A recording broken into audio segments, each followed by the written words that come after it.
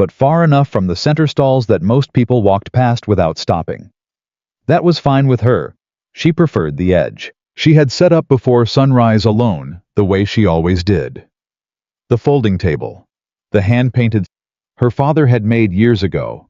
The one that said Harper's Honey-Baked Goods in uneven red letters that had faded to the color of old brick. The wax paper squares she cut herself. The cookie tins she'd bought secondhand from the hardware store. And the cookies themselves, dozens of them arranged in careful rows, the way her father had taught her, honey bears in the center. Cinnamon stars along the outside edges. Shortbread deer packed in twos. Gingerbread people decorated with white icing lines that she'd piped by hand the night before until her wrists ached. She had been awake since 3 in the morning. She told herself it was worth it. It had been 32 years of telling herself things were worth it. Abigail was a big woman. She had been big her whole life, and she had long stopped pretending that was a fact people in Dry Creek were willing to ignore. They weren't. They never had been. In a town of 400 people, everybody knew everything about everybody, and what they knew about Abigail Harper was that she was the fat girl who lived in the trailer behind the old bakery and made cookies that children begged for and that adults used as punchlines. She wore her coat buttoned to the collar and her hair pinned back, and she stood behind the table with her hands folded in front of her, because she didn't know what else to do with them when people stared. Her cheeks went red and cold within the first 10 minutes. They stayed red. By 9 in the morning, a few children had already found her table. That was how it always started, the children first. A little girl with pigtails stood on tiptoe to see the honey bears and said, "Are those real bears?" "No, sweetheart," Abigail said, smiling. "They're made of butter and honey and a little bit of cinnamon. You want to smell one?" She held one out. The girl leaned in and inhaled and pulled back with her whole face lit up like a lantern. "Mama!" The girl turned and shouted. "Mama, it smells like Christmas." The mother came over, took one look at Abigail, and put her hand on the girl's shoulder.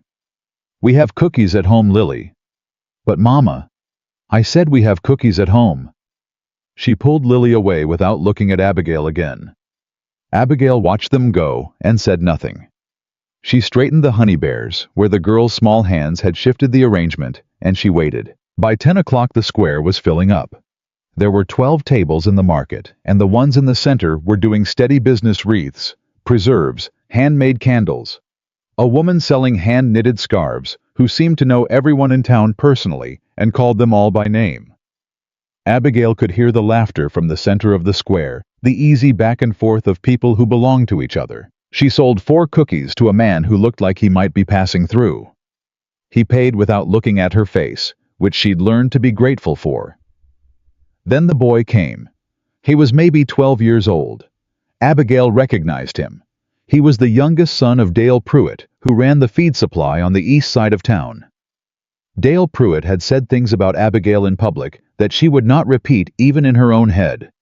His son had clearly been listening. The boy walked up to her table with his hands in his pockets and looked at the cookies with his mouth curved in the way people's mouths curve when they're deciding what kind of mean to be. "How much?" he said. 50 cents each, Abigail said. $1 for 3. "My dad says you probably eat half of what you bake before you even get here." Abigail kept her face still. She had a great deal of practice keeping her face still. "You want to buy something or not?" she said. The boy reached out slow and deliberate and hit the corner of the table with the flat of his palm. Not hard, just enough. Just enough that the front row of honey bears toppled forward, and the edge of the wax paper caught the air, and 3 cookies tumbled off the table and landed on the frozen ground and broke apart. The boy stepped back and laughed. A woman nearby turned to look. She saw the cookies on the ground, and Abigail crouched down to get them, and she turned back to the person she was talking to and said something low, and that person looked over too and laughed as well. Abigail gathered every broken piece with her bare hands. She placed them to the side. She straightened the remaining cookies. She stood back up. Her knees hurt. They always hurt in the cold. She didn't let herself think about it. "You should be more careful with your display," said a voice behind her. She turned. Her Aunt Gloria stood 6 feet away with her arms folded and her mouth pressed into the particular tight expression she reserved for Abigail. Specifically, a look that had no warmth in it at all, had never had warmth in it, and had stopped pretending to try sometime around Abigail's 15th birthday. Gloria Marsh was 61 years old, narrow as a fence post, and had taken Abigail in after Abigail's father died when Abigail was 17. She had never once let Abigail forget it. "I didn't do anything to the display," Abigail said, keeping her voice quiet. "You should have weighted it down," Gloria said. "Common sense." "A boy pushed it." "Well," Gloria looked at the broken cookies on the side of the table. "Maybe if you had a sturdier setup, people would take you more seriously." Abigail said nothing. Gloria leaned in close enough that Abigail could smell her lavender powder. "I want you to sell everything today," she said. "Every last cookie. You hear me? Don't you dare come home with leftovers again and tell me the market was slow. You make people buy them." "I can't make people buy anything, Gloria." "Then smile more." Gloria's eyes moved over Abigail's face with the particular coldness of someone who has decided that the person in front of them is permanently disappointing. "Lord knows you don't give them much else to look at." She walked away. Abigail stood at her table. The wind came off the plains and hit her in the face, and she breathed through it and kept standing. By noon, she had sold 11 cookies. By 2 o'clock, a group of women from the center of town drifted past her table on their way to the hot cider stall. They were dressed for the weather in the way that women who had money dressed for the weather. Good coats, real leather gloves, boots that hadn't been resoled twice. They slowed when they reached her table, and Abigail stood straighter without meaning to. "These yours?" said the one in the red coat. "Yes, ma'am," Abigail said. "My grandmother used to make something like these," said another woman, pointing at the honey bears. "The recipe's been in my family a long time," Abigail said. She moved one of the bears forward, an offering. "Would you like to try one? I can give you a sample." "How many calories you think are in one of those?" said the woman in the red coat, talking to her friend and not to Abigail. "Oh God," said the friend, laughing. "You know she's eating the rejects." "The rejects." The woman in the red coat covered her mouth with her gloved hand. "Stop." They drifted away toward the cider stall, still laughing. Abigail looked down at the honey bear she was holding. She set it back on the table. She aligned it carefully with the others. The afternoon stretched long. More children stopped, and more mothers steered them away, and one old man bought 6 cookies and told her they were the finest thing he'd tasted since his wife passed, and she thanked him and meant it, and he shuffled off, and she watched him go and felt something in her chest that she couldn't name exactly. Not sadness, not quite, but something close to it.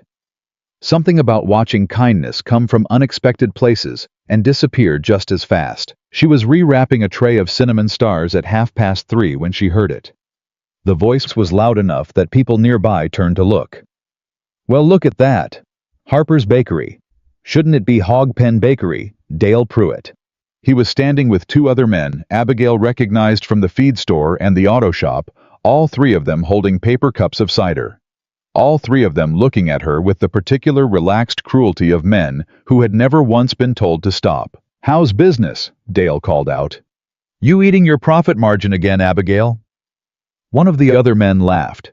The third one at least had the decency to look slightly uncomfortable, though he didn't say anything. "I'm working," Abigail said. "I'd appreciate you moving along. I'm just asking about business." Dale took a step closer. "It's a free market, ain't it, Public Square? I got every right to stand here." "Then stand there quietly," Abigail said. "Ooh." Dale looked at the men beside him. "She's got a mouth on her today." "I've always had a mouth," Abigail said. "You just never listened long enough to notice." Dale looked at her, then really looked at her in the way that people look at someone when they've decided to stop playing. His eyes moved over her slowly, deliberately, with the specific intention of making her feel what he wanted her to feel. "You know what your problem is, Abigail," he said. "You walk around here like you deserve the same table as everybody else. Like people want to buy cookies from somebody who looks like you. Like you got something to offer." The square had gone quieter around them. Not silent, there was still music from the bandstand at the far end, still the murmur of other conversations. But the people nearest to them had slowed down, drifted a little closer, the way people when they sense that something is happening. Abigail kept her hands flat on the table. "My cookies are 50 cents each," she said. "If you want one, buy one. If you don't, move along." "I wouldn't put one of those in my mouth for $100, Dale said. He looked at his friends again, making sure they were still with him, and they were. "Can't imagine where they've been." The nearby laughter came fast and mean. Abigail felt the heat in her face. She felt it in her throat and her hands and the space behind her eyes where tears came from, and she pressed it down, pressed all of it down, because she had done this before, and she would do it again. And crying was not something she would give him. She was reaching for the cookie tin to put it away. Not retreating, she told herself. Just reorganizing, just keeping her hands busy when she heard boots in the snow. Not the shuffle of onlookers. Not the soft crunch of someone passing through. These were deliberate steps, heavy and even and moving toward her table. Everyone nearby shifted. The man who came to stand at her table was tall. Not tall in a showy way, tall in the way that some men are simply tall, built close to the ground and extending upward without drama. He wore a dark work coat worn at the elbows and a hat pulled low against the wind. His face was weathered in the way of someone who had spent years outside, in conditions that didn't care whether he was comfortable. There were lines at the corners of his eyes, and a jaw that looked like it had been set against something difficult for a long time, and had not unclenched yet. He looked at Abigail's table. He looked at the honey bears. He picked one up. Nobody said anything. He bit into it. He chewed slowly. He looked down at the broken half in his hand for a moment without speaking, and Abigail watched his face shift just slightly, just at the edges, into something she couldn't fully read, something old and private. "What's in these?" he said. His voice was low. Not soft low, the way voices go when they are accustomed to being listened to and no longer bother with volume to prove it. "Butter," Abigail said. "Real butter, not margarine. Honey from Hatcher County. Cinnamon. Vanilla. My father's recipe." He nodded once slow. "This tastes like the last place I ever felt safe," he said. The words came out quiet and flat with no performance in them at all, like a man reading coordinates off a map, simply stating a fact. And that was exactly what made the square go still. Dale Pruitt said nothing. The two men with him said nothing. The women who had drifted near to watch said nothing. The man in the dark coat reached into his coat pocket and pulled out his wallet.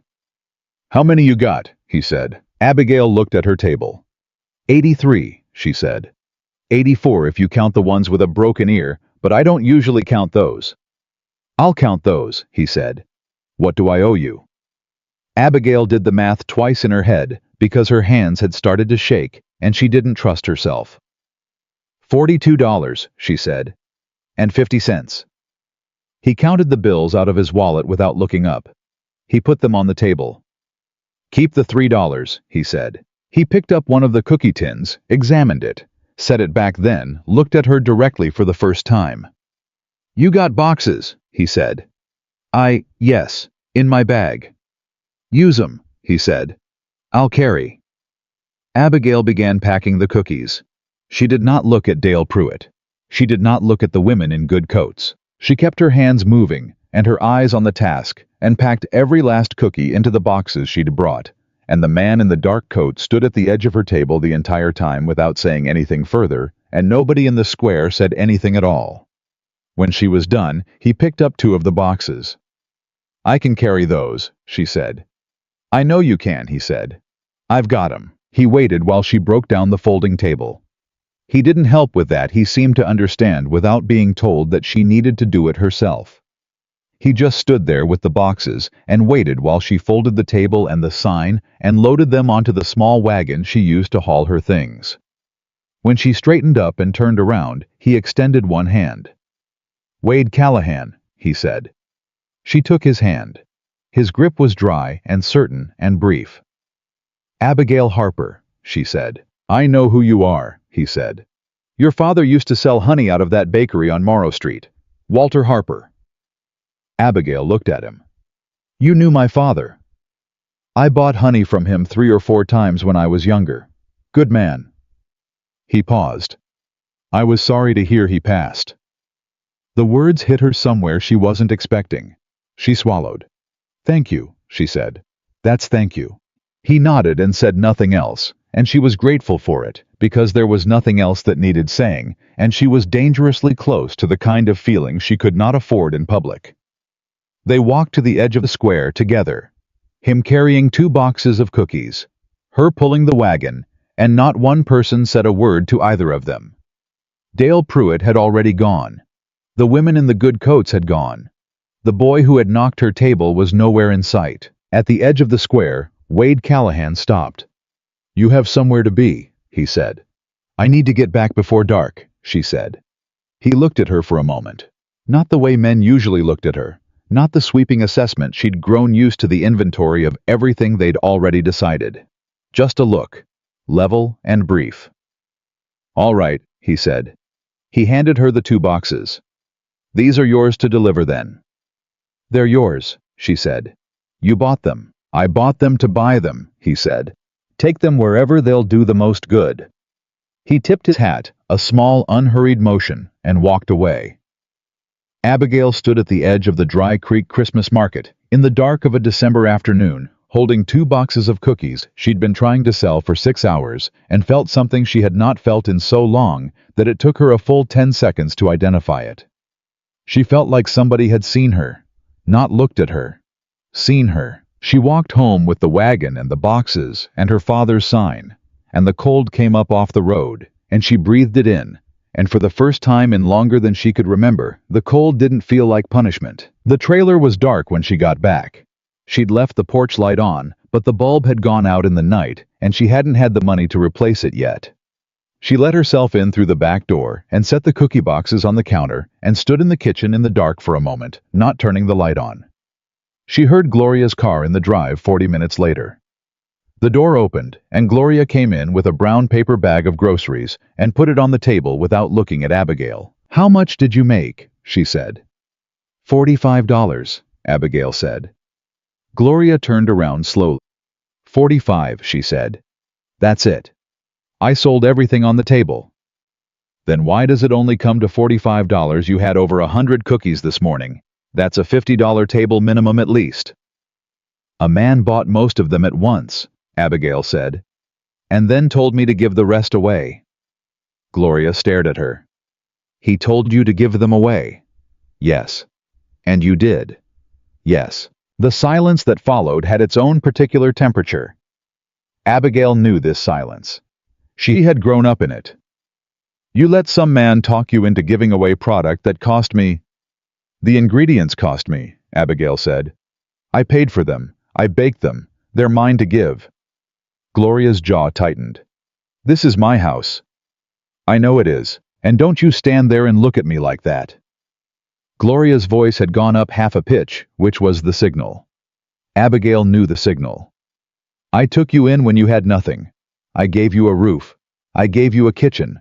I have been waiting for years for you to do something worth the space you take up in this world, and instead I watch you hand cookies to strangers because some man flattered you." "He didn't flatter me," Abigail said. "What did he do then?" Abigail looked at her aunt and thought about Wade Callahan standing at the edge of her table with 2 boxes in his hands, saying nothing, just waiting while she packed. "He paid for what he took," Abigail said. "That's all." Gloria made a sound of disgust and turned back to the groceries. "I don't want you bringing your leftover sugar and flour back into this house and wasting the stove again," she said. "You hear me? If you want to keep doing this ridiculous baking, you find somewhere else to do it. You're not a child anymore, Abigail. You should be taking care of yourself by now." "I am taking care of myself."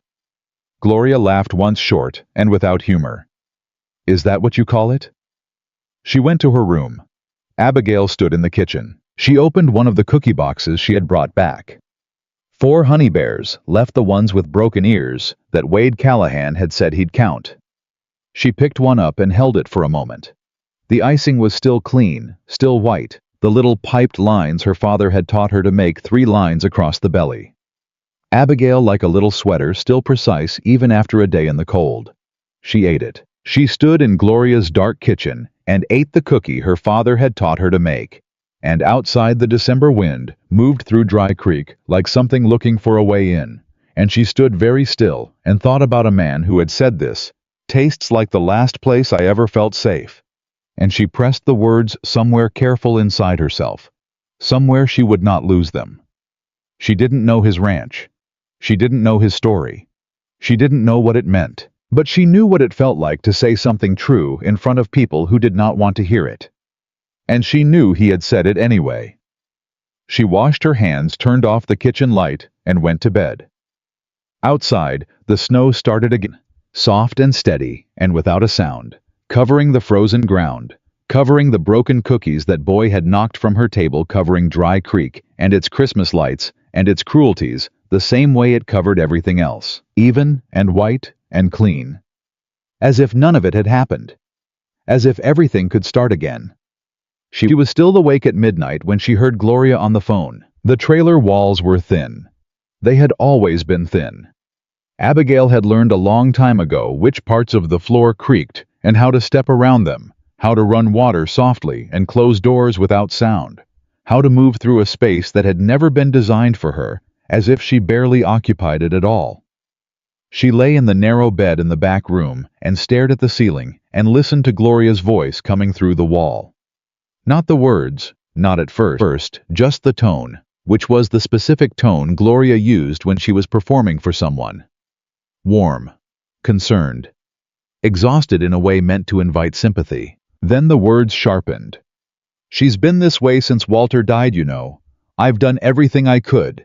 Fed her, sheltered her, given her every opportunity, and she repays me by making a spectacle of herself at the Christmas market. Running after rich men. Embarrassing this family." Abigail closed her eyes. "I know," Gloria said. "I know. But you can only do so much for someone who won't help themselves." Abigail lay still until she heard Gloria's door close. Then she lay still for another hour after that. Then she got up dressed in the dark and went to the kitchen to start the next batch of dough because she had nowhere else to put what she was feeling, and the only thing that had ever absorbed it reliably was flour and butter and her hands moving. She was at the counter at 6 in the morning when Gloria appeared in the doorway in her robe. "What are you doing?" Gloria said. "Baking," Abigail said. "I told you last night. I heard what you said last night." "Then why?" "Because it's my dough and my flour and my hands," Abigail said, "and I'm not hurting anybody." The silence that followed was different from the usual kind. Abigail felt it on the back of her neck before she heard anything. She turned around. Gloria was holding an envelope. "I've been thinking about this for a while," Gloria said, "and last night made up my mind." Abigail looked at the envelope. "What is that?" "I spoke with my lawyer 2 months ago. I've been generous, Abigail, years of generous, but this is my home, it's in my name, and I am telling you now that I need you to find somewhere else to live." The kitchen went very quiet. "You're evicting me," Abigail said. "I'm asking you to leave. There's a difference." "Is there?" "By the end of the week," Gloria said. She set the envelope on the table. "That's legal notice. 30 days, but I'd appreciate sooner rather than later." She pulled her robe tighter. "And I'd appreciate you not making this ugly. Lord knows you've caused enough talk." She went back to her room and closed the door. Abigail turned back to the counter. Her hands were still in the dough. She kept working. She didn't know what else to do. By 8 o'clock, she had 24 cookies on the cooling rack and a bag packed in the corner of her room, the same bag she'd had since she was 17, a green canvas duffel with a broken zipper on the front pocket that she'd fixed with a safety pin 6 years ago and never replaced. Inside it, 3 changes of clothes. Her father's recipe book, the small tin box where she kept her savings, and the photograph of herself and Walter Harper, taken the summer before he got sick, standing in front of the bakery, with their arms around each other and matching flour on their aprons. She carried the bag out to the front porch and sat on the steps. It was 28 degrees. She didn't go back inside. She sat on the frozen steps for an hour, maybe more, watching the road, and not thinking about anything specific, because if she let herself think about something specific, she would fall apart and she could not fall apart on Gloria's front porch. She heard the truck before she saw it. It came slow down the road, the way trucks come when they're not in a hurry, but they are looking for something. It pulled to the side in front of the house and sat with the engine running for a moment, and then Wade Callahan stepped out. He stood in the road and looked at her sitting on the steps with her bag beside her. He didn't say what happened. He didn't say, "Are you all right?" He just stood there for a moment and looked at the bag and then back at her face. "How long you been out here?" he said. "A while," she said. He nodded once. "You eat anything this morning?" "No." "Come on then," he said. She looked at him. "Where?" "My truck's warm," he said. "We can talk after." She picked up her bag and walked to the truck. She told herself it was because of the cold. It was partly because of the cold. They drove for 20 minutes without either of them saying much. He turned the heater up without asking, and kept both hands on the wheel and didn't look at her in the sideways way people look at someone they're trying to read. He looked at the road. She sat with the bag in her lap and watched the planes go by, brown and white and flat under the winter sky, and felt something she could not name settling over her. Not peace exactly, but something close. Something like the absence of dread. "She's been planning it a while," Abigail finally said. "She talked to a lawyer 2 months ago." Wade didn't answer right away. When he did, his voice was even. "You have people elsewhere, family?" "No," she said. "It was just my father, and then just me." "Savings." She thought of the tin box. "Some. Not enough for a deposit on anything." He nodded again. That single slow nod. The one she was beginning to understand meant he was organizing something in his head rather than responding to what she'd said. "I've got a proposition," he said. "Professional one. You can say no." "All right. I run 23 full-time hands out at Callahan Ranch," he said. "Used to have a cook. She left in October to take care of her mother down in San Antonio, and I haven't replaced her. My men have been living on canned soup and whatever Tomas can put together on the camp stove, and Tomas's cooking is going to kill somebody before spring." Despite everything, Abigail almost smiled. "I need someone who can cook real food," Wade said. 3 meals a day, 6 days a week. You'd have the ranch kitchen to yourself. Room in the staff quarters. Pay is fair. I'll write it out so you can look at it before you agree to anything." He paused. "It's work, not charity. I want to be clear about that." Abigail looked at the road ahead. "Why me?" she said. "Because those cookies you made are the best thing I've eaten in 11 years, he said flat as a statement of weather. "And because a woman who bakes like that at 6 in the morning after the kind of day you had yesterday knows how to work." She turned to look at him. He kept his eyes on the road. "I don't need saving," she said. "I'm not offering to save you," he said. "I'm offering you a job. There's a difference." She almost laughed. The word difference sitting right there between them, the same word Gloria had used an hour ago about something that was nothing like a difference at all. She didn't laugh, but she felt the space where it could have gone. "All right," she said. "All right, you'll think about it." "All right, I'll take it," she said. He drove. She watched the road. Callahan Ranch appeared out of the plains, the way things appeared in that part of Texas, suddenly, as if the land had been hiding it. The main house was large and plainly built whitewashed wood going gray at the edges, a porch that ran the full length of the front. The bunkhouse sat 50 yards back. The barn beyond that. 3 other structures she couldn't immediately identify. Fencing ran in every direction, straight lines disappearing into the distance. Wade stopped the truck in front of the main house and got out. She got out. The cold hit her hard after the warmth of the cab, and she pulled her coat closer and followed him up the porch steps and through the front door, and the smell that hit her when the door opened was coffee and wood smoke and old leather, and something underneath all of that, something that felt unexpectedly and with no warning whatsoever, like the inside of her father's bakery on a winter morning. She stood in the doorway for 1 second too long. "Kitchen's through there," Wade said, not looking back. "I'll show you the quarters after." She followed him through. The kitchen was large. Not fancy, nothing in the house was fancy, but large. A 6-burner range. A deep double sink. A long prep table down the center. Pots hung on a rack above it. A walk-in pantry at the far end with the door hanging open, and inside it, she could see shelves that were mostly bare, a few cans, a bag of flour, some dried beans. She stood at the center table and put both hands flat on the surface. Something in her chest cracked open quiet as a hairline fracture. "I can work with this," she said. "Good," he said.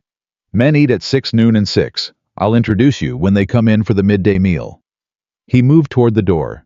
"Coffee's in the blue tin. Help yourself." He stopped in the doorway.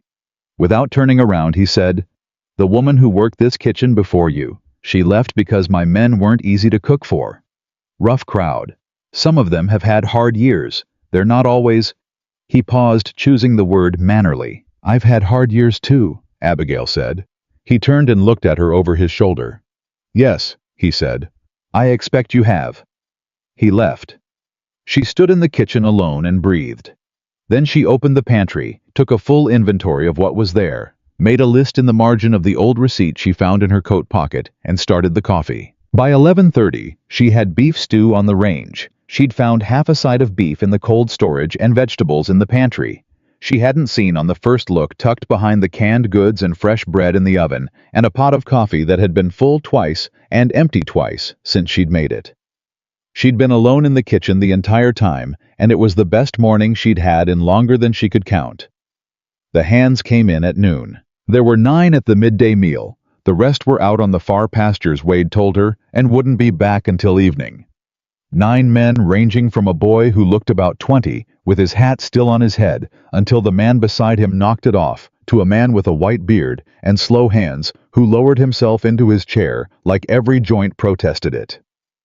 They came in loud tracking mud, arguing about something involving a broken fence post and whose fault it was, and they stopped short when they saw the table. Not her.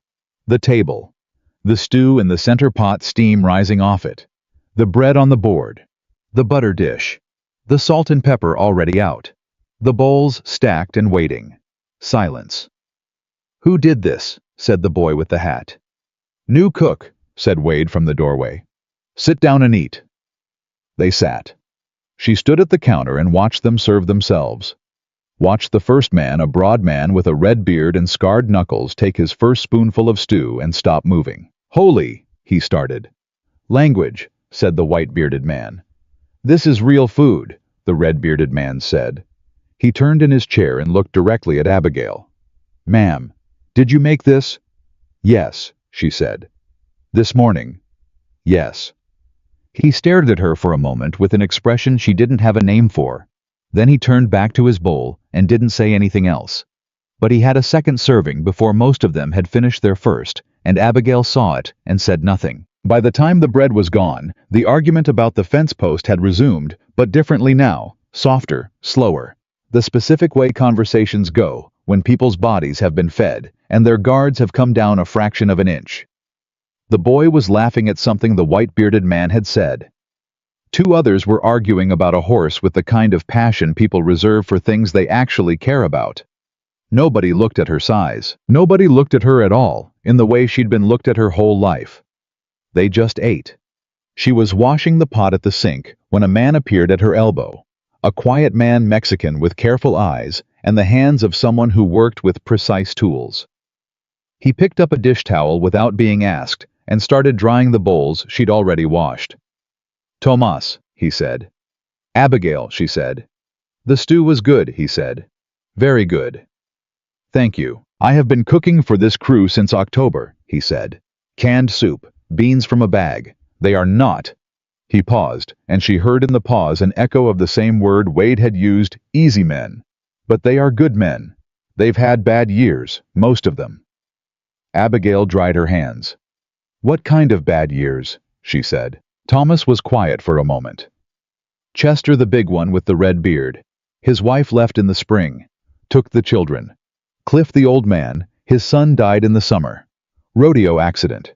The boy Eddie, his family lost their land. 3 generations, and the bank took it. He set a dry bowl on the shelf. "Wade doesn't hire men who are doing fine. He hires men who have nowhere else to land." Abigail looked out through the kitchen doorway at the table where the men had been sitting. now empty chairs pushed back bowls stacked where she'd asked them to stack them. "Why?" she said. Tomas looked at her sideways. "Because he was once of them once," he said. "Before the ranch, before everything." He hung the dish towel and walked out without elaborating, and Abigail stood at the sink with wet hands and thought about that. About Wade Callahan coming through something, whatever it had been, and coming out the other side and turning back to pull other people through. She thought about her father, who had done the same thing in a smaller way, every time he slipped an extra cookie into a child's bag and said nothing about it. She thought about what it meant to have survived something, and then decide that survival was not the end of it. At 6 o'clock, the rest of the hands came in, and there were 14 of them at the evening meal, and she made pork chops and fried potatoes and biscuits and a bean soup she'd had simmering since 3, and the kitchen was full and loud and warm, and nobody made a single remark about her weight or her size, or whether she deserved to be standing at that range. A man named Dell said the biscuits were the best he'd had since his grandmother passed. He said it to the room, not to her specifically, but she heard it. She heard all of it, and from the far end of the table she caught Wade watching. Not her food, not the men. Her. Watching the way you watch something you are still deciding what to make of something that has not yet revealed its full shape, and you are being patient about it, because you have learned that patience applied correctly is its own kind of wisdom. He looked away before she could decide what his expression meant.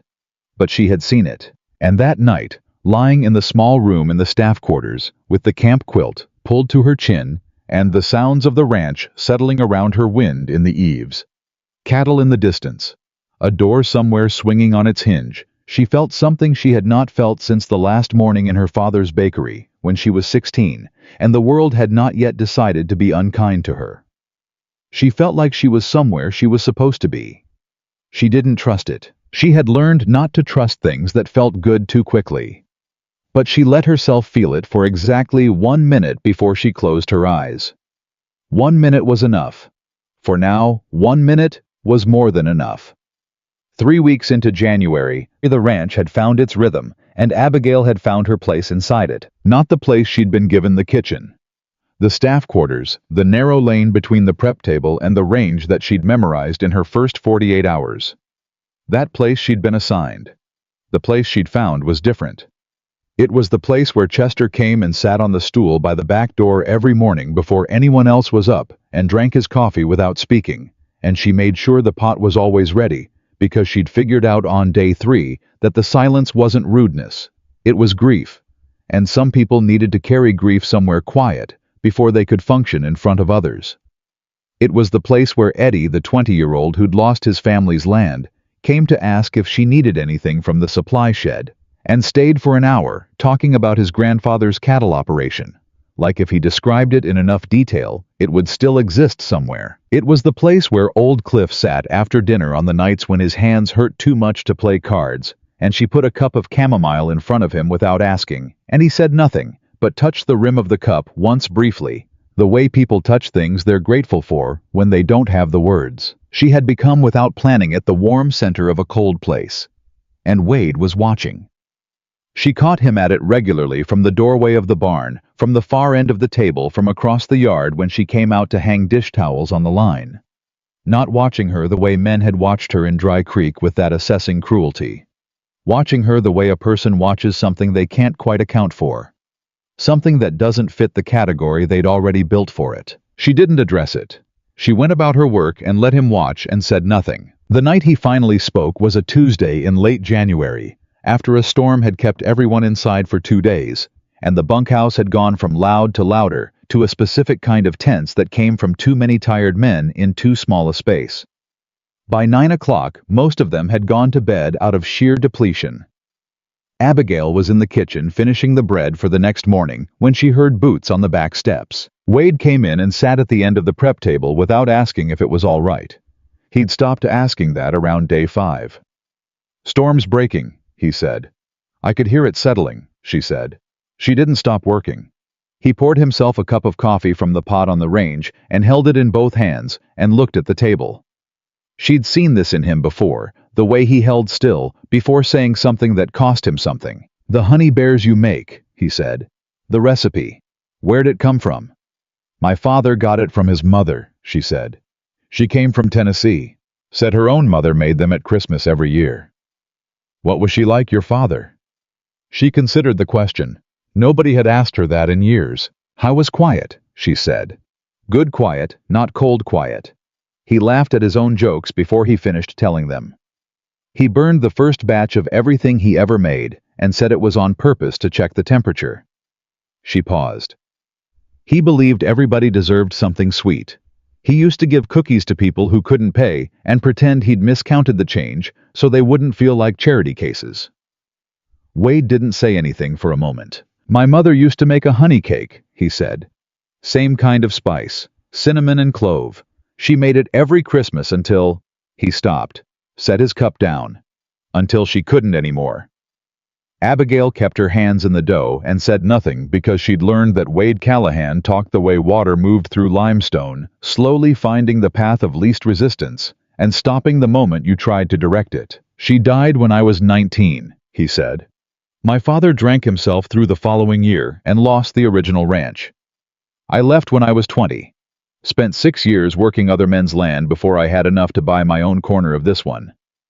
He looked at his coffee. I haven't thought about that cake in a long time. First bite of your cookie at the market, and it was right there, all of it. Memory lives in food, Abigail said. My father said that. He was right. She shaped the last loaf and covered it and turned to wash her hands. What was her name? She said. Catherine, he said. Everyone called her Cat. She sounds like someone worth remembering, Abigail said. He looked at her, then directly full on the way he rarely looked at people. Yeah, he said quietly. She was. He stood, rinsed his cup at the sink, set it on the drying rack, the way she'd asked the men to do in her first week, and walked back out into the dark. And Abigail stood at the sink with water running over her hands and felt something shift between them, delicate and precise as a key turning in a lock. She told herself not to read into it. She told herself that approximately 14 times over the next week. It didn't take. The rumors started in Dry Creek the first week of February. She didn't hear them directly. She never heard things directly. She heard them through the gaps. Through Eddie coming back from a supply run with something careful in his face. Through Tomas asking her with deliberate casualness whether she had family in town who might be talking about her. Through Chester, who was not a subtle man, dropping a folded piece of paper in front of her on the prep table one morning and saying, "You should know what's being said," and walking out before she could respond. She opened the paper. It was a torn page from something, a newsletter or a flyer or something in between. At the top in uneven type it said, Dry Creek Community Watch. Below that a paragraph about moral conduct and the integrity of our community's working relationships.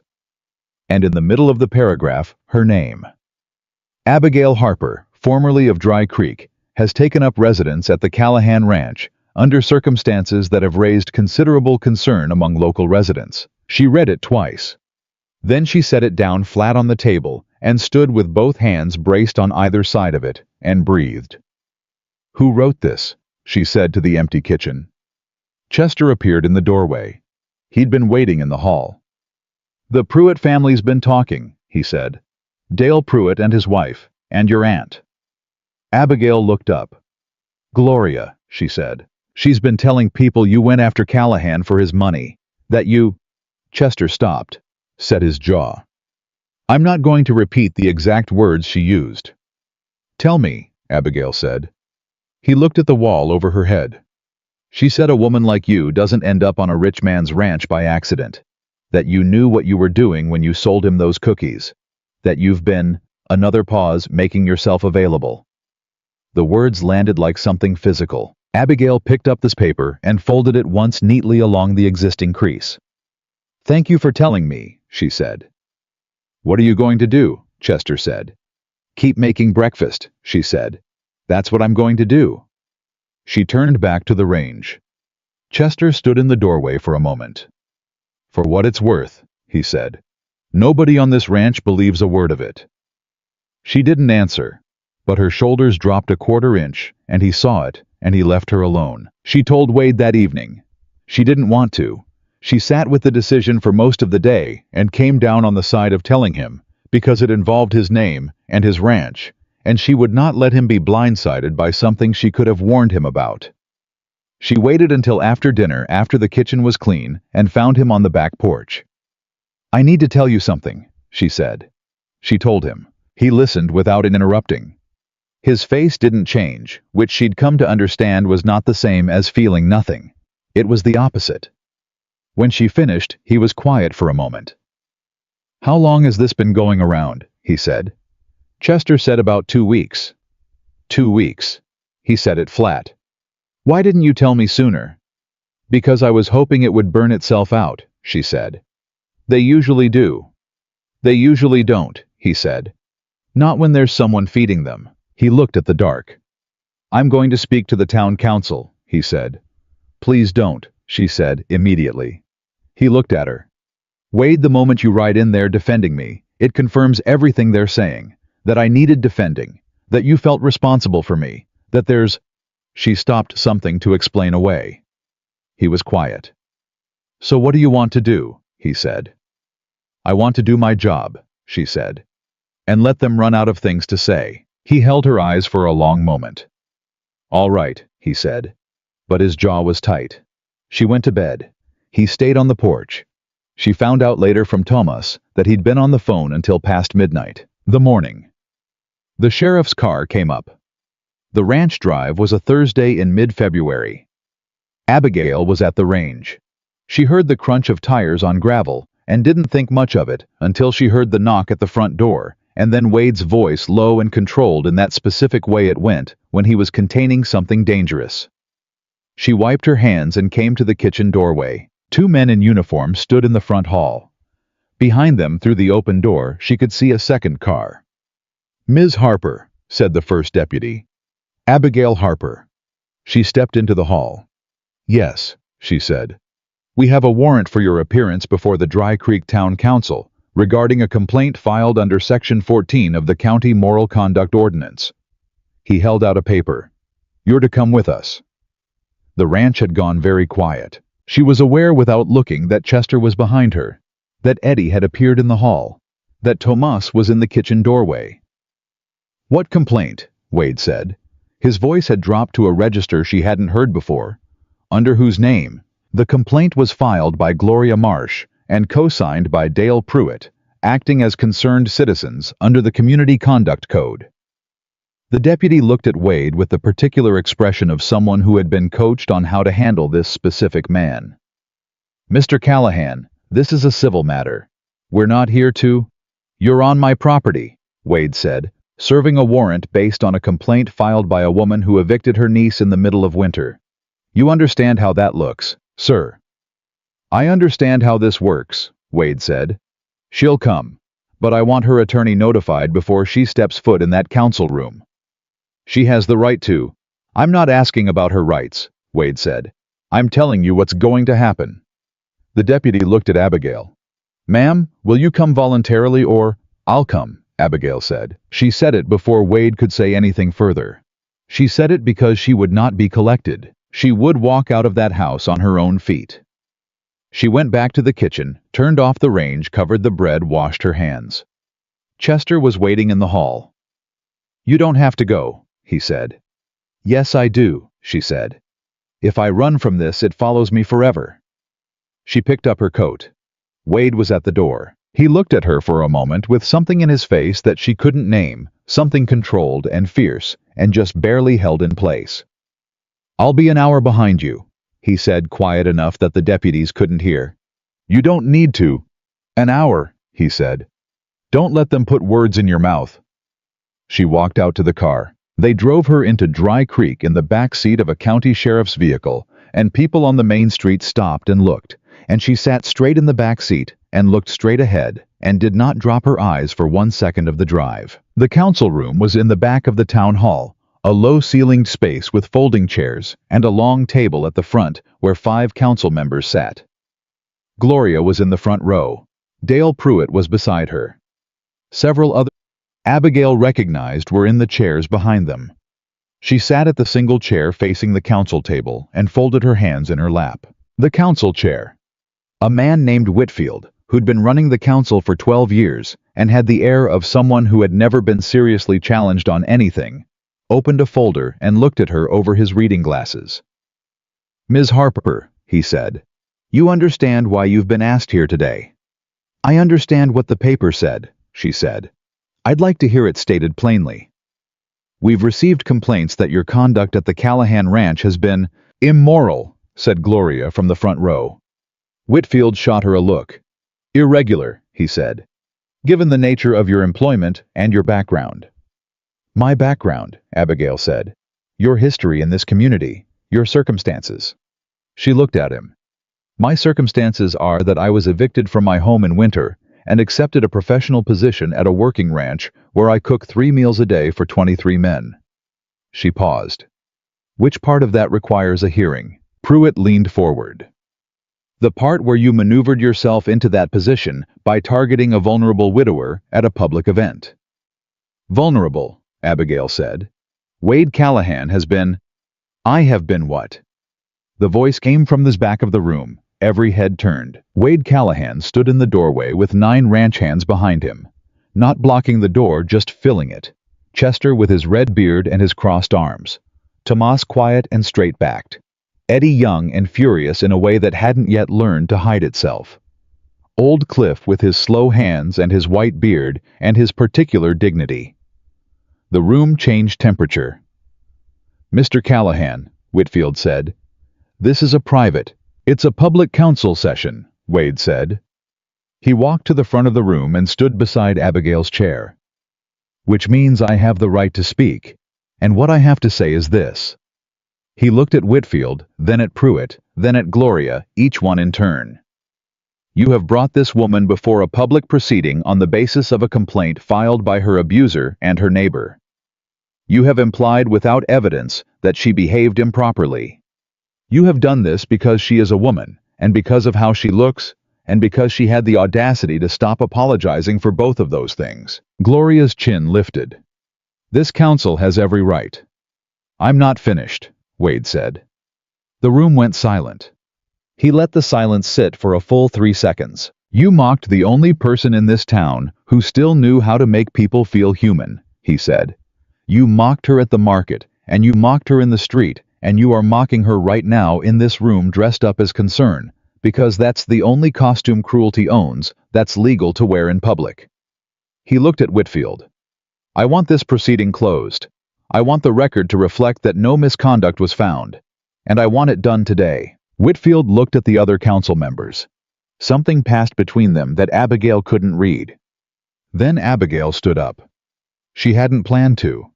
Her legs just brought her up off the chair, and her voice came out of somewhere she hadn't known she still had access to. "I want to say something," she said. Wade looked at her. She looked at the room. "I have spent my entire life in this town being told that I was too much of one thing and not enough of another," she said. "Too big, too soft, too quiet, too much trouble. I was told that by strangers, and I was told it by family." She looked at Gloria. "And I believed it for a long time, because when enough people say the same thing, you stop questioning whether they might be wrong." Gloria looked away. "But here is what I know now," Abigail said. "People who attack kindness do it because kindness shows them exactly what they don't have inside themselves. And what you've been trying to destroy this whole time isn't me." She let the room hold that for a moment. "It's the evidence that a person can be treated with simple human decency and still survive everything you put them through." The room was absolutely still. She picked up her coat. "I'm going back to the ranch," she said. "I have bread in the oven." She walked out, and for the first time in 32 years, she did not look back to see whether anyone was watching. She made it 3 blocks before her legs stopped cooperating. Not from fear, not from weakness. From the specific exhaustion that comes when a person has been holding themselves together at full tension for too long, and the tension releases all at once. She stopped on the sidewalk in front of the hardware store and put one hand against the brick wall and breathed. Behind her, she heard boots. Not the deputies. She knew those footsteps by now. Wade came around to face her without getting in her way. He looked at her hand on the brick. He looked at her face. "You all right?" he said. "I will be in a minute," she said. He stood there. He didn't touch her arm, or put a hand on her shoulder, or do any of the things people did when they wanted to demonstrate that they were helping. He just stood there while she breathed, and when her hand came off the brick and she straightened up, he simply turned and fell into step beside her. "The council's going to close it," he said. "I know. Whitfield's been on borrowed time for 2 years. Half his decisions this term are going to get reviewed by the county commission now that someone's actually looking." He paused. "The Pruitt complaint may have been the thing that finally opens that door." "Gloria signed it too," Abigail said. "I know." "She's my family," Abigail said. The word felt strange in her mouth, hollow in the middle. "She's the woman who took you in," Wade said. "That's not always the same thing." Abigail looked at him. He said it so plainly. No cruelty in it, no softening either. Just the fact of it stated clean. "No," she said quietly.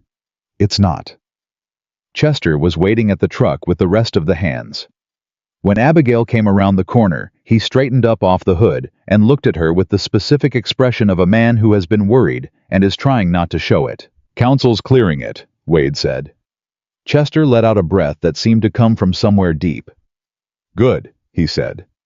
Then to Abigail, "You want to know what Pruitt's face looked like when you walked out?" "Not particularly," she said. "It was real good," Chester said. Eddie laughed, a short, startled sound like he'd surprised himself, and even old Cliff's mouth moved in what was for Cliff the equivalent of a standing ovation. They drove back to the ranch in 2 trucks, and nobody talked much, but the silence was the right kind. The kind that had some warmth in it. Abigail went straight to the kitchen. She checked the bread. It was fine she'd turned the oven down before she left, which she'd had the presence of mind to do, even in the middle of everything, because some things you did on instinct after enough years. She put a fresh pot of coffee on and started the prep for dinner, and she was halfway through chopping onions when she realized her hands had finally stopped shaking. She hadn't noticed them shaking until they stopped. She kept her back to the kitchen doorway and kept chopping. "You don't have to do that tonight," said Wade's voice behind her. "I know," she said. "I want to." A pause. "All right," he said. He came in and sat at the end of the prep table, which was becoming his specific place in her kitchen, the way the back stool was Chester's and the window seat was Thomas's. Each man had found his corner without anyone assigning them. "Can I ask you something?" she said without turning around. "Go ahead." "When you came into that market," she said, "the night of the Christmas festival, were you looking for something, or did you just end up at my table?" A pause that was slightly longer than his usual pauses. "I drove past the market 3 times before I stopped," he said. She turned around. He was looking at the table. "I don't usually go to those things," he said. "Haven't in years. But something," he stopped, turned his coffee cup once in his hands.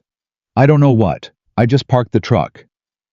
"And then you came to my table specifically," she said.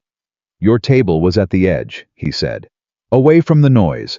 That's where I always head first." He looked up. "And then I smelled the cinnamon." Abigail looked at him for a long moment. "Your mother," she said. "Yeah," he said. "My mother." She turned back to the onions. They stayed in the kitchen together for another hour without saying much, and it was the most comfortable Abigail had been with another person in longer than she could measure. The County Commission's formal review of Dry Creek's council proceedings began the following week. Abigail heard about it through Wade, who heard about it through his attorney, who had been making calls since the morning of the hearing. What emerged from those calls, and then from the Commission's records request, and then from the auditor who arrived from Austin 6 days later, was not entirely surprising, and was to several people in Dry Creek entirely devastating. Whitfield had been operating a side arrangement with the county zoning board for 8 years. 3 landowners in the surrounding area had lost development rights under decisions that now looked considerably less impartial in retrospect. 2 of those landowners had complained formally at the time and been quietly dismissed. Dale Pruitt, as it turned out, had received a favorable zoning decision on his feed supply expansion in the same quarter that he'd signed 2 letters of support for Whitfield's re-election. None of this had anything to do with Abigail directly. But the complaint against her had been the thread someone finally pulled. Wade told her on a Sunday morning, leaning against the kitchen counter with his second cup of coffee, and when he finished, she stood with a dish in her hand and thought about it. Gloria knew about Pruitt's arrangement, she said. Her property borders his on the east side, Wade said. She got a variance on the fence line 4 years ago that she shouldn't have qualified for. He paused. My guess is Pruitt came to her, not the other way around. She signed that complaint to do him a favor, Abigail said, and to get you out of a position where you were no longer dependent on her. Abigail set the dish down. She thought about Gloria in her robe in the dark kitchen holding the eviction envelope. Thought about all the years of the lavender powder and the tight mouth and the particular precise way she had of making Abigail feel like a debt that could never be repaid. She believed it, Abigail said. That's the thing. She believed it when she said it. Wade looked at her. People who need other people to be small, Abigail said. They always believe it. They have to, or the whole story falls apart. He was quiet for a moment. Then he said, I want to ask you something. Something in his voice was different. Flatter than usual, which meant the opposite of what flatness usually meant in a person. It meant he was working harder than normal to hold something still. She turned to look at him. He set his cup down and looked at her straight on. I'm not good at this, he said. I want you to know that up front. I was married once, and I did not do it well, and I have been alone long enough that I'm probably worse at it now than I was then. Abigail's hands stilled on the edge of the sink. I'm telling you that because I'm not going to pretend otherwise, he said.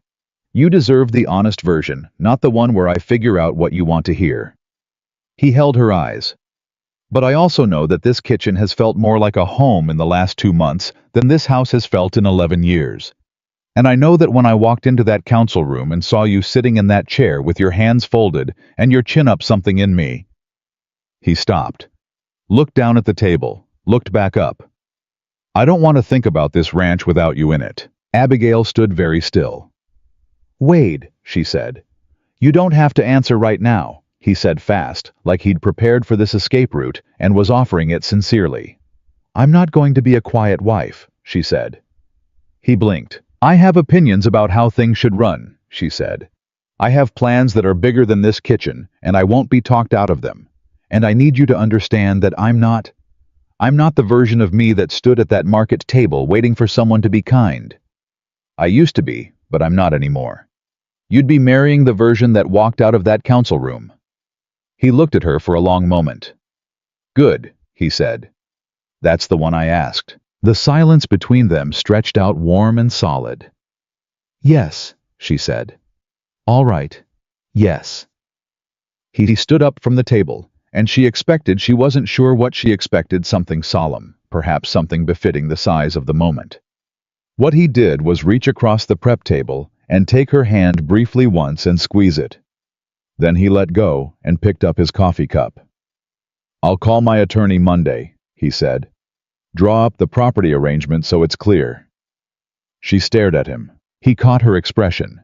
The corner of his mouth moved. That's funny to you, she said. A little, he said. She threw the dish towel at him. He caught it. And that was, she would later tell people the moment she knew for certain that it was going to be all right. They were married on the first Saturday of March. Chester had wanted a celebration. Wade had wanted something small. Abigail had wanted both of those things at the same time, which turned out to be exactly what they got. They stood on the back porch of the ranch house in front of a circuit preacher named Hadley, who had been marrying people in that part of West Texas for 30 years, and had long since stopped being surprised by the conditions under which people chose to do it. The ranch hands were there, all 23 of them, cleaned up to varying degrees of success, hats off, standing in an uneven row that kept shifting as people jostled for position.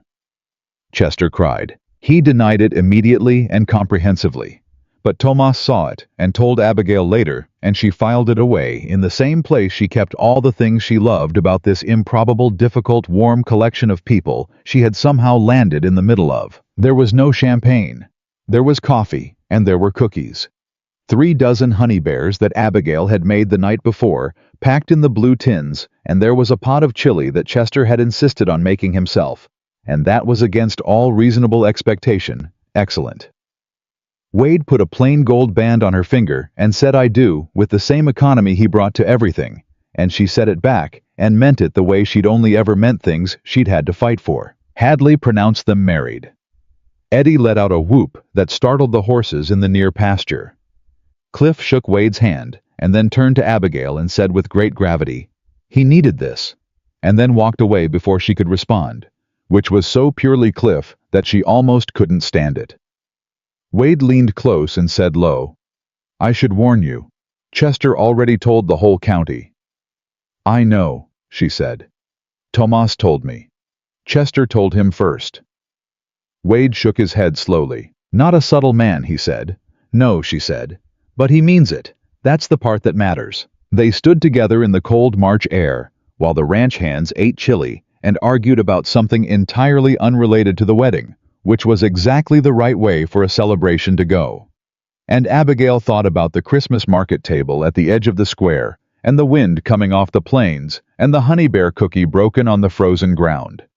And she thought about how impossible it would have seemed then that she would be standing here on this porch, in this ring, in this life. But the impossible things were often just the possible things that hadn't happened yet. Her father had said that too. She was in the kitchen 2 weeks after the wedding organizing the pantry when she found herself thinking about Rosa. Rosa was a name she didn't know yet, a face she hadn't seen. But she was thinking about a woman like that. A woman alone in winter with nowhere to go, who had no Christmas market table to stand behind, and no cookies that could anchor her to something worth saving. She was thinking about what it would have taken for someone like that to have somewhere to land. She was thinking about this when Wade came in. "You've got that look," he said. "What look?" "The one where you're planning something that's going to change how this ranch operates." She turned it around. "I want to open part of the ranch," she said. "The east bunkhouse has been empty since October, and the old foreman's cottage hasn't had anyone in it in 2 years." He leaned against the doorway. "Open it to who?" he said. "People who need somewhere to land," she said. "The way your men needed somewhere. Women, mostly single mothers. Women leaving hard situations. Older women who've fallen through whatever net was supposed to catch them." She paused. "Teenagers who've aged out of the system and have nothing. People who can work, who want to work, who just don't have a place to do it from." Wade was quiet. "It won't be charity," she said before he could respond. "Same way this wasn't charity for me. They work. Whatever they can do, kitchen, livestock repairs, garden, whatever matches what they've got. They contribute. And in exchange they have a room and a meal and enough time to get their footing." He looked at her for a long moment. "How many?" he said. "Start with 4, she said. "See what the east bunkhouse can hold. See what we can sustain." He pushed off the doorway and went to the coffee pot. He poured 2 cups. He handed her one. "You'll need to set rules," he said. "Real ones, not suggestions. If people are going to live and work on the same property, there have to be clear expectations." "I know that," she said. "And you'll need someone to help you manage the intake. Tomas's sister works social services in Abilene. She'd know who actually needs this versus who'd take advantage of it." Abigail looked at him. "You're saying yes," she said. "I'm saying I married the version that walked out of that council room," he said. "That version was always going to ask me this question." She felt something move through her chest, warm and deep. "Thank you," she said. "Don't thank me yet," he said. "Chester's going to want to build something. He always wants to build something. We're going to be looking at construction plans by April." She laughed. He smiled, not the small, almost movements she'd gotten used to cataloging. An actual smile, visible and unguarded. And she thought that it was probably the most valuable thing she'd seen in this county since she arrived. The first person came into Callahan Ranch on the 14th of April. Her name was Maureen. She was 54 years old, had left her husband's house in the middle of the night 3 weeks earlier. With 2 garbage bags of belongings had stayed with a friend, then a shelter. Then the friend again, when the shelter filled up, and had heard about the ranch through Tomas's sister in Abilene. She knocked at the kitchen door. Abigail opened it. Maureen stood on the back step with a garbage bag in each hand, and her chin up in the specific way of someone who has been humiliated enough times that they've learned to carry their dignity and their posture, because that's the one place nobody can take it from you. Abigail recognized it immediately. She stepped back from the door. "Come in," she said. "Coffee's on." Maureen came inside. She set her bags down and stood in the kitchen and looked at it. The range, the pots on the rack, the prep table, the bread, cooling on the board, the warmth coming off everything, and her chin dropped for the first time. "I can work," she said. "I want you to know that right away. I'm not looking for a handout. I can cook and I can clean, and I did the books for my husband's business for 12 years, so if there's anything like that—" "I know you can work," Abigail said. "Sit down first." Maureen looked at the chair. She sat. Abigail put a cup of coffee in front of her and a Honey Bear cookie on the saucer. Maureen looked at the cookie. "What's this?" she said. "Something my father taught me to make," Abigail said. "Try it." Maureen picked it up, took a bite, chewed. And then something happened in her face, the thing that Abigail had watched happen in Wade's face at the Christmas market, that private door opening onto something old and known. "My grandmother," Maureen said. "The cinnamon," Abigail said. "She used to make something God." Maureen looked down at the cookie. "I haven't thought about her kitchen in years." "Memory lives in food," Abigail said. Maureen looked up at her. "Who told you that?" she said. "My father," Abigail said. "He was right about most things." Maureen nodded slowly. She finished the cookie. She finished the coffee. Then she looked at Abigail with something direct and steady in her eyes. "What do you need me to do?" she said. "Tomorrow morning," Abigail said. "The bread goes in at 4. I could use a second pair of hands." Maureen nodded once. 4 o'clock, she said. "I'll be here." Outside, the April wind moved across the Texas plain, and the cattle moved in the far pasture, and somewhere in the barn, Chester was hammering something and singing off-key, and inside the kitchen of Callahan Ranch. Two women who had survived the particular cruelty of being told they were not enough sat at the prep table and finished their coffee, and neither of them said anything further because nothing further needed to be said. The beginning of something rarely announces itself. It just walks in through the back door.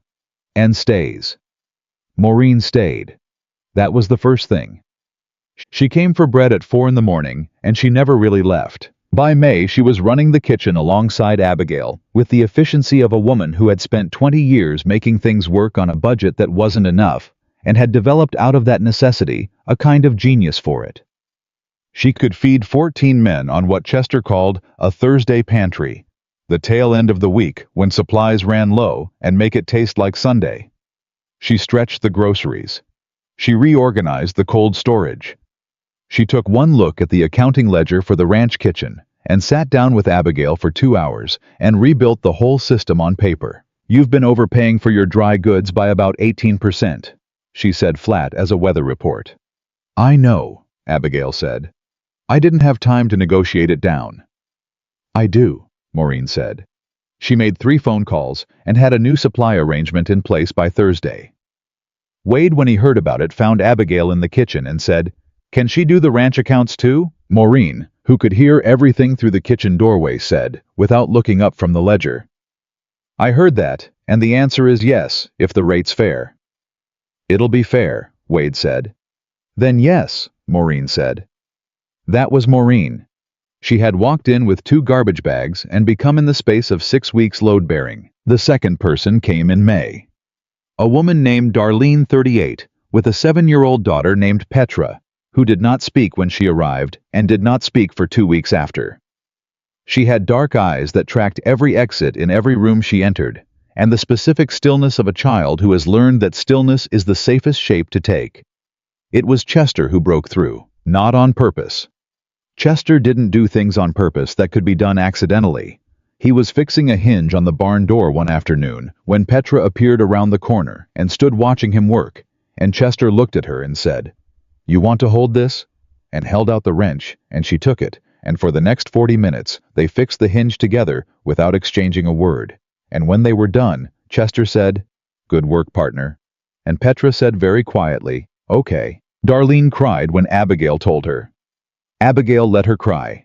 She did not say it would all be fine. She did not say the hard part was over. She had been told those things herself, and knew how hollow they sounded when the hard part was still very much present. She just sat at the table and refilled Darlene's coffee and let her cry until she was done. "What do I owe you?" Darlene said when she'd dried her face. "3 mornings a week in the kitchen," Abigail said, "and 1 afternoon helping Eddie with the supply run. He gets distracted and forgets half the list." Darlene almost smiled. "That's all," she said. "That's plenty," Abigail said.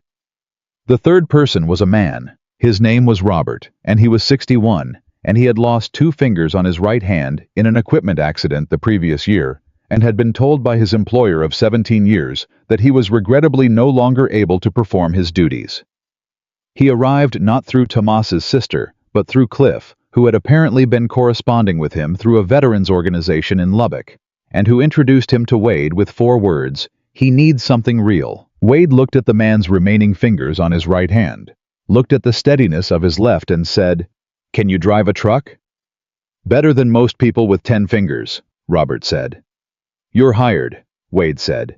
He became the ranch's primary supply driver within a month and had reorganized the vehicle maintenance schedule within 2. By September, 8 people had come through the east bunkhouse and the foreman's cottage. 3 had moved on steadier footing their own arrangements, the world opening up again, the way it did when someone had given you enough time to find your balance. 5 had stayed and become part of the daily fabric of the ranch. Thomas's sister sent a woman named Grace in October. Grace had 3 children under 10, no car, and a court date in December, related to a custody matter she'd been fighting for 18 months.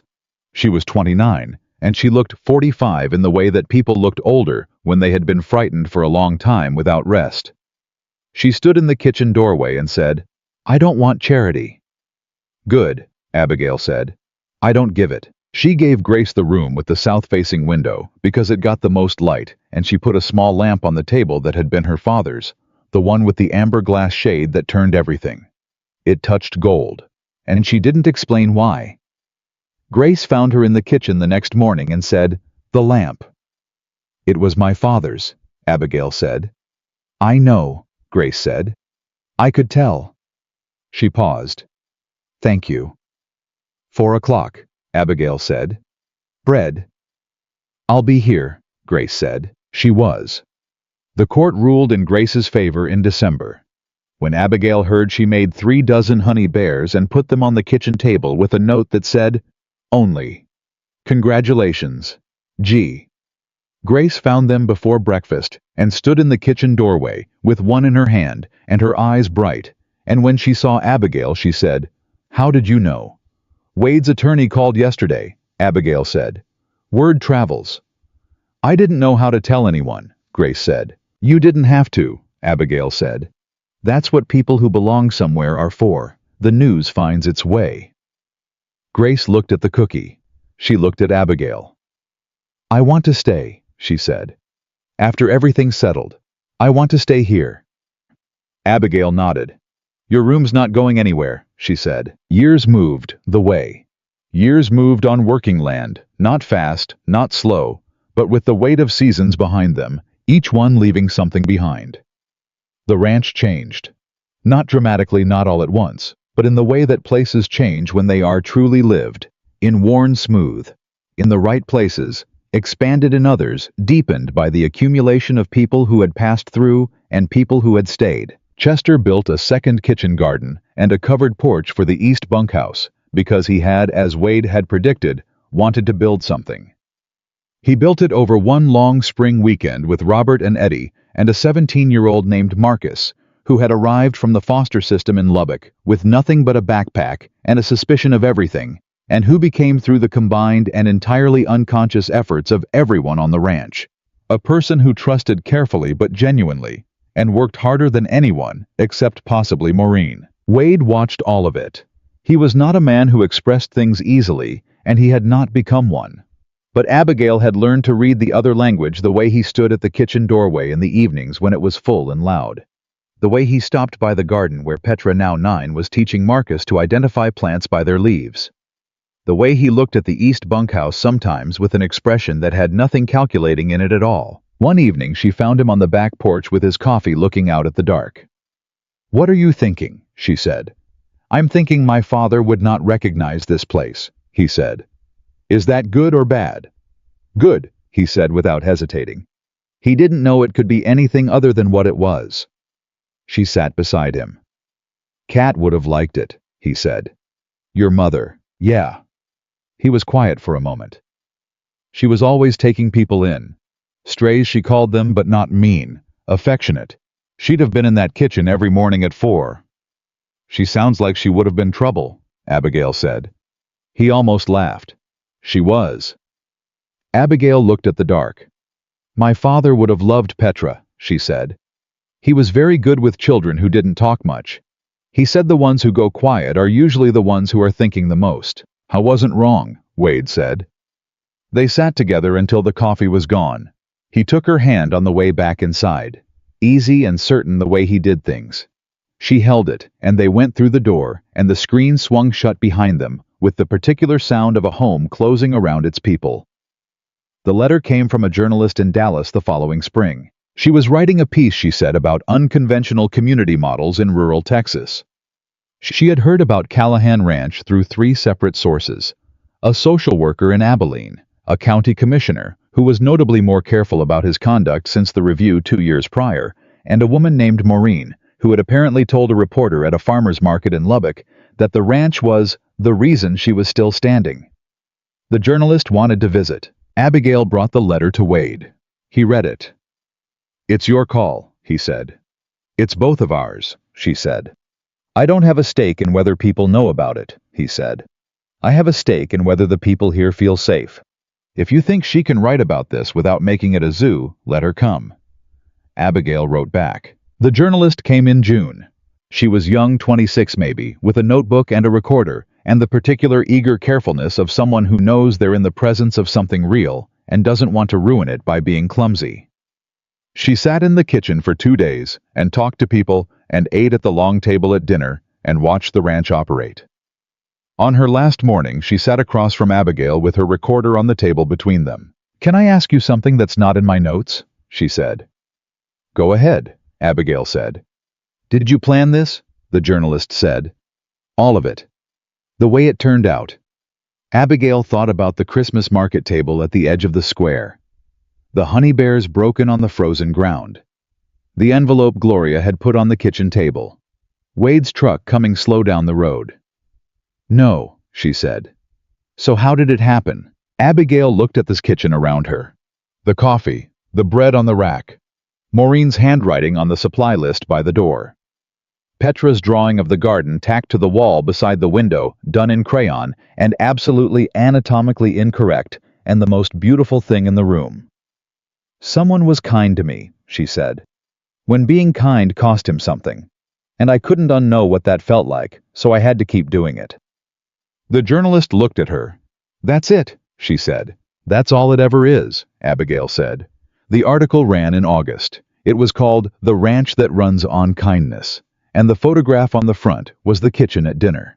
The long table, the mismatched chairs, the people in them ranging from Cliff's white beard to Marcus's young face, the food in the center, the noise visible somehow even in a still image. Abigail's name was in it. Her size was not mentioned once. She read the article twice, then put it in the tin box with her father's photograph and her savings, and the receipt she'd done her math on the night Wade had offered her the job. That box had gotten heavier over the years. She was glad of it. The winter the article ran, the letters came. Not a flood. She had not wanted a flood. And the journalist, to her credit, had not written anything that invited spectacle. But letters came. From women in difficult situations. From social workers with referrals. From a minister in Amarillo who said he had 3 families with nowhere to go by January.